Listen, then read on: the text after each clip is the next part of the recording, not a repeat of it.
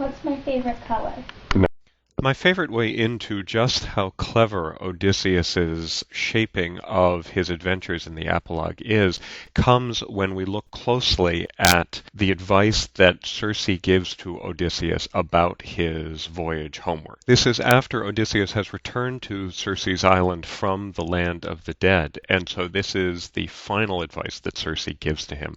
It's towards the very end of the apologue, and it has to do with what I think are probably the two most famous monsters, perhaps in all of Western culture, but definitely in the Odyssey, and the monsters are Scylla and Charybdis.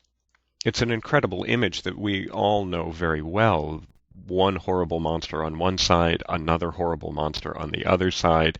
It's impossible, Circe says explicitly, to get through without losing anybody, so Odysseus has to make his choice of how he's going to do it, and he decides, as Circe advises him to, in the end, to go closer to Scylla and lose the men to Scylla rather than losing everybody to Charybdis.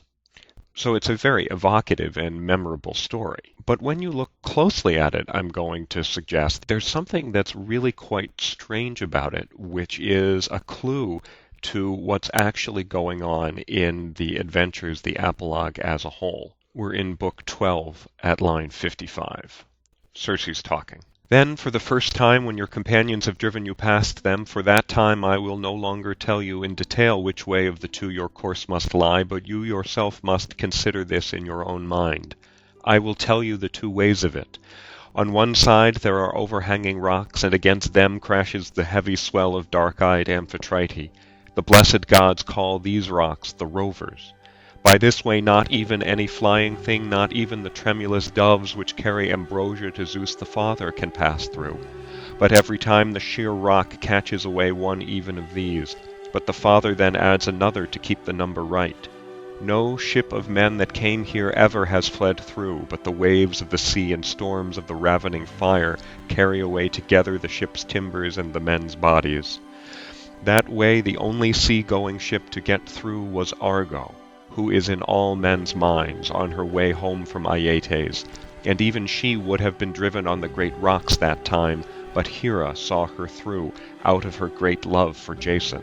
But of the two rocks one reaches up into the wide heaven with a pointed peak, and a dark cloud stands always around it, and never at any time draws away from it, nor does the sunlight ever hold that peak either in the early or the late summer, nor could any man who was mortal climb there or stand mounted on the summit, not if he had 20 hands and 20 feet, for the rock goes sheerly up as if it were polished.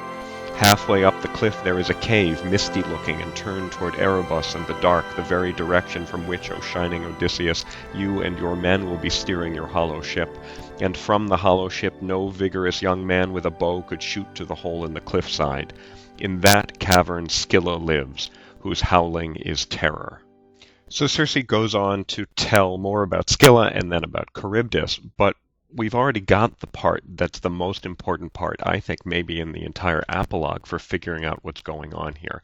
And that's when Circe begins the description of Scylla and Charybdis by talking unexpectedly about the Argo, Jason's ship. Because, bizarrely enough, Scylla and Charybdis, the two most famous monsters of Odysseus' adventures, are located in the very same rocks through which the Argo famously went, the rocks which Circe in this account calls the Rovers, but which are elsewhere known as the Symplegades, the clashy together things, the rocks that Jason's ship just managed to get through, as Circe tells us, and at the same time tells us that the Argo is Basemelusa, a care to all. That means an old story, a story that everybody knows, as your translator Lattimore translates, who is in all men's minds. Here's what's going on.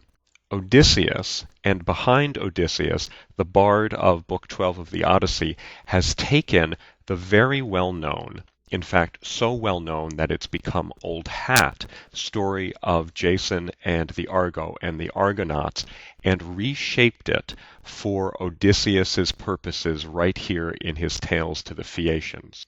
Odysseus is saying to the Phaeacians, and the bard of Book 12 is saying to his audience, look, I know that that story about the Argo isn't very exciting anymore, so here's what we're going to do. We're going to make it much more exciting, and in the process, I, Odysseus, and I, the bard of Book 12, am going to come up with the two most exciting monsters you've ever met in your entire life. Odysseus's story, that is more exciting than the old hat story about the Argo. Now, there are reasons, as I talk about in another lecture, why the story of the Argo would be so ripe for this kind of treatment, the kind of treatment that says, oh, you don't want to hear about that old boring story, do you? But what's more important for our present purposes is to figure out why exactly Scylla and Charybdis get put in there at that moment. What is it about Scylla and Charybdis that make them perfect for Odysseus to put into the Symplegades to make his story exactly the kind of kleos that is going to get him the nostos that he wants? And that's where the true genius of the apologue comes in, because Scylla and Charybdis have one thing that's very much in common between them. They're both eating dangers.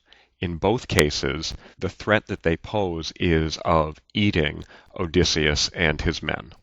And when we notice that, we also start to notice how so many of the dangers that Odysseus faces in the apologue are, in one way or another, eating dangers.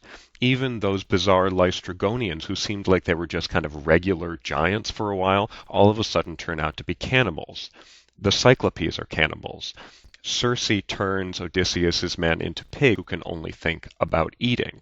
On the island of the cattle of the sun, the problem is you have to not eat the cattle or else you're going to die. Even the lotus eaters, when you think about it, are themselves an eating danger.